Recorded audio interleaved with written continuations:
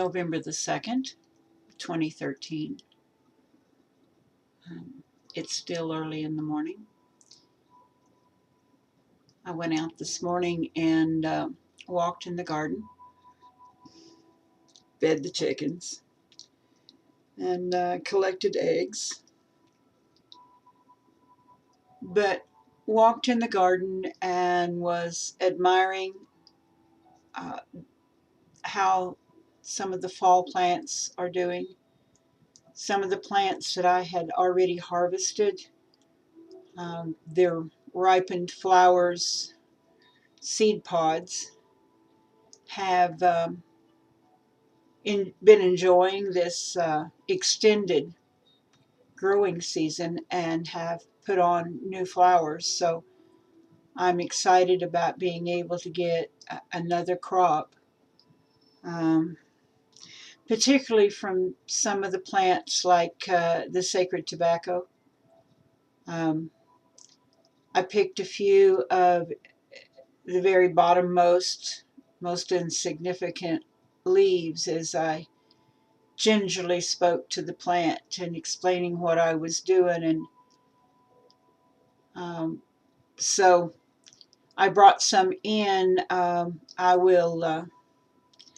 will be making tobacco oil, and that's always something good to have in your array of oils that you have. Um, some other oils that I've been working on this week is I took an active lodestone uh, magnetite and have it in oil making magnetic oil. And it's so much nicer when you make your own rather than to just buy it. You can get it at most any of the craft stores and stuff, but it's better to make your own and less expensive. Um, this is all in preparations for tomorrow evening, when we will be celebrating the new moon. We have uh, we have until about 10, I think it's 10:23 tomorrow night, to be able to do our new moon ritual. And if you haven't got it done by that time, then you must wait until after 2:13 on the 4th in the afternoon, which will give you plenty of time on the evening of the 4th to be able to go out into your medicine wheel or into your circle and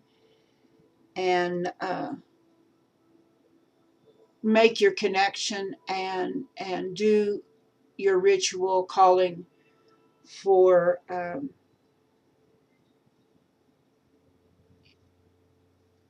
calling for Akalin Sholi. Um, this is something that many cultures do around the world, and the Cherokees are no different. We do a ritual at the new moon, calling for blessings to come into our lives. And then we do a ritual on the full moon that gives thanks for the blessings that came into our life. Whether we got what we asked for or not, we bless the universe because the universe knows best. And if we did not get it, then it's not time for us to get it, or it would not be in our best interest to have received it. Because in our requests, we always state that we want this to take place for the good of all and the harm of none. So with that in mind, we accept the judgment of the cosmos, of the divine, to have done right by us. I said Akali Shodi because that is what this is about in dealing with the medicine wheel and dealing with us natives. Every culture has different names for it, but of course, it's all just comes down to in an inhaling and exhaling rhythm of creation. There is 14 days where you're inhaling, you're interacting with the divine, and you're asking for blessings to come into your life. And so for 14 days, the universe is working on either things that you've asked for in specific or maybe just in general, attempting to deal with the universe around you in all of its aspects. Um, you know, Crying Wolf used to talk about the three aspects of existence and how, whether we're conscious of it or not, we're working with all three of those all the time. And all three of those is working with us. Um, one is on the physical level, and one is on the emotional level, and one is on the spiritual level. And you cannot separate them out specifically because all three of them are putting together, they're the whole. And so you're going to be receiving blessings or dealing with whatever, bringing to you, inhaling, taking away from you, exhaling, in working with the very living interaction within the medicine wheel or within your circle. Akili Sholi also brings in a symbol that we use, and other cultures have used it too. It's a very ancient symbol, and here it is.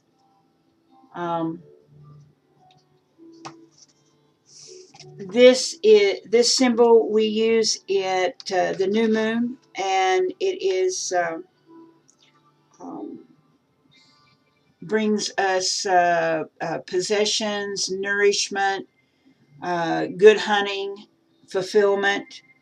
It's a mark of that fulfillment and even ambition and satisfied. Um, we use it at the new moon. It provides for things that we want to come in, as I said, physically, which is like worldly, emotionally, um, and sacred spiritually. Black Fox spoke of this in the Sacred Formulas of the Cherokees. Moody didn't translate it right, but it's there. And so the day before the new moon, or several days before the new moon, if we can, we will be meditating, thinking about what we want to call to come into our lives on at this special time. He referred to that we needed to go to where we was hearing running water.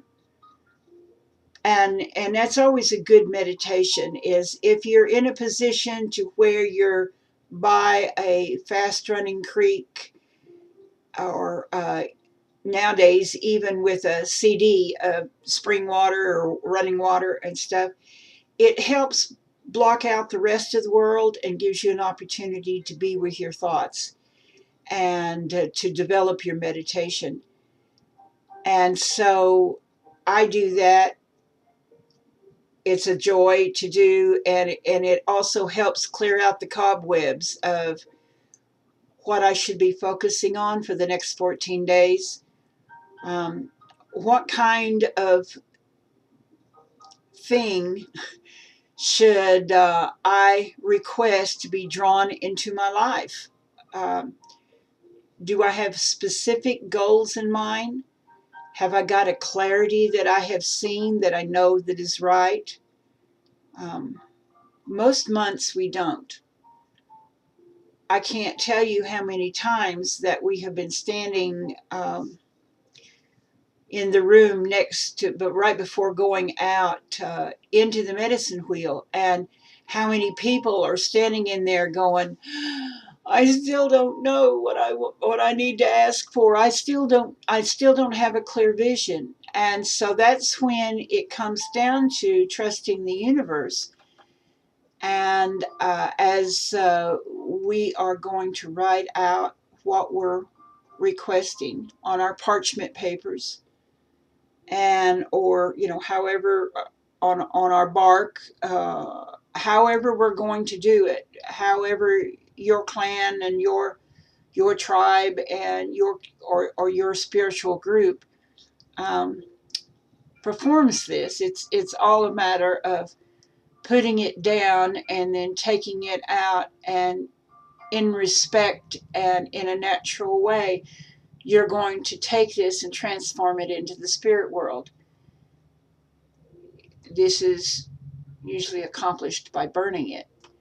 And so you're taking something, whether it's something like that I've spoke of that you've written on, or whether you have taken a candle and you have inscribed what you want on your candle. If you have nothing else on that candle and you have this symbol on your candle,